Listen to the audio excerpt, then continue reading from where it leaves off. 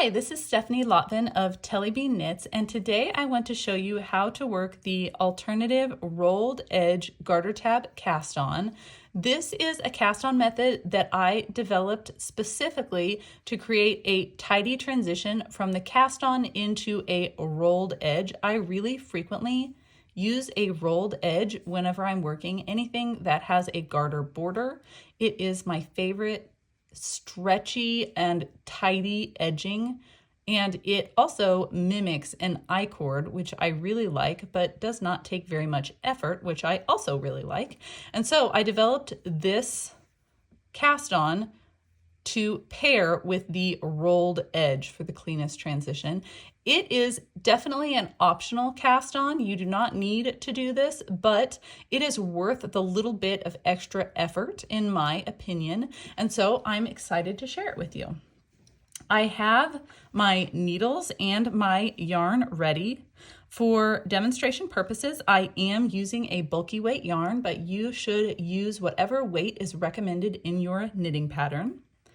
I'm going to begin by creating a slip knot and putting that onto my needles.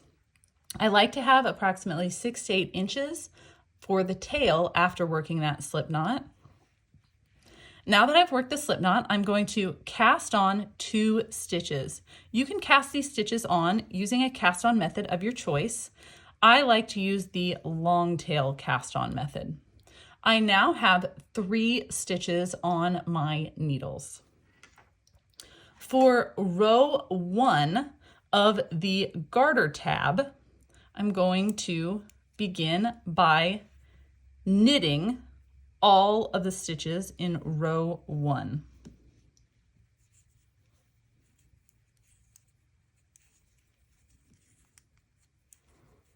At the end of row 1, I have 3 stitches on my needles.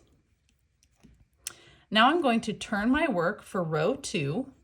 Rows 2, 4, 6, and 8 are all worked identically. I'm going to begin row 2 with my yarn in front. I'm going to slip the first stitch purlwise with yarn in front, and then I'm going to bring the yarn between my needles to the back of my work. Now I'll work a yarn over and knit 2. At the end of row 2, I have 4 stitches on my knitting needles. I'm going to turn my work for row 3. Rows 3, 5, and 7 are all worked identically. With my yarn in back, I'm going to knit 2 stitches, and then I'm going to knit 2 stitches together. At the end of row 3, I have 3 stitches on my needles. I'm going to turn my work. Row 4, with yarn in front, slip the first stitch purlwise, bring the yarn between your needles to the back of your work, yarn over, and knit 2. Turn your work. We're ready for row 5. My yarn is at the back of my work. I'm going to knit 2, knit 2 together. I'm ready for row 6. With my yarn in front, I'm going to slip the first stitch purlwise, bring the yarn between the needles to the back of my work, work a yarn over, and knit 2.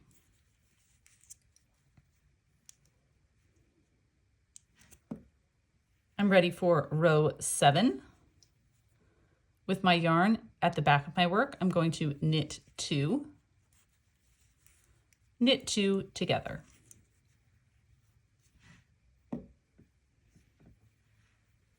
And finally, for row 8, I begin with the yarn at the front of my work. I'm going to slip 1 stitch purlwise, bring the yarn between my needles to the back of my work, work a yarn over, and knit 2. Don't turn your work. Now I have completed my garter tab. You can see the rolled edge on the right-hand side of my garter tab. I currently have 4 stitches on my needles, and my live yarn is on the left-hand side of my work. I'm now going to rotate my garter tab clockwise 90 degrees so that now I have my live stitches on the right-hand side of my work, my live yarn coming from the top of my garter tab. You can see the rolled edge at the bottom of my garter tab, and then you can see the bumps, those garter bumps at the top of my garter tab.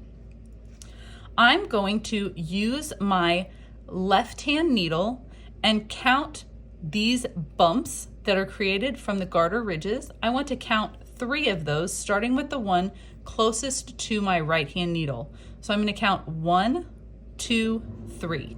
Using my left-hand needle, I'm going to insert that needle into those bumps from left to right until I have picked up 3 of those bumps from the garter ridges. Now I'll knit those 3 stitches, 1, 2, 3. I now have 7 stitches on my needles, and I'm ready to once again rotate my work clockwise 90 degrees. I'm going to begin by locating one more bump from the garter ridges, sitting right at the top corner of my knitting, and I'm going to insert my needle from left to right into that bump. And I'm going to knit that stitch. I now have 8 stitches on my needles. I need to pick up 2 more stitches. Move your tail out of the way. This edge is where we worked our slip knot and the original 2 long tail cast on stitches. We need to pick up 2 stitches into that edge.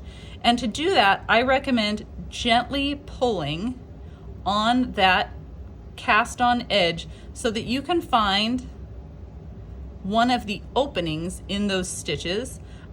You can see I actually am pulling on the tail here also to help me find those openings. There's an opening right at the base of where I have my tail, and I'm going to insert my right hand needle into that center opening, that little dark spot. If you have trouble finding the exact spots that I'm picking up stitches, that's okay. Do your best. Give yourself a little grace when you're picking up stitches on this edge. There is not a right way to do it. The way you're doing it is probably perfectly fine, so don't stress about it. So I'm going to use my right hand needle and insert into that opening and pull a stitch through. I now have 9 stitches on my needles, and the final stitch I'm planning to pick up, you can see if I pull on the very corner of where my cast on edge was, you can see there's an opening right there. There's 2 legs running along this edge. You can see 1 leg, 2 legs. I want to go into the opening next to those 2 legs for my final stitch. Again, give yourself some grace if you have trouble finding it. It's okay to pick up a stitch someplace else. Use your right hand needle and insert into that final opening and pull a stitch through. And now I have completed the alternative rolled edge garter tab cast on. You can see the rolled edge along the bottom of that garter tab cast on. Thank you so much for watching the tutorial. I hope you enjoyed it.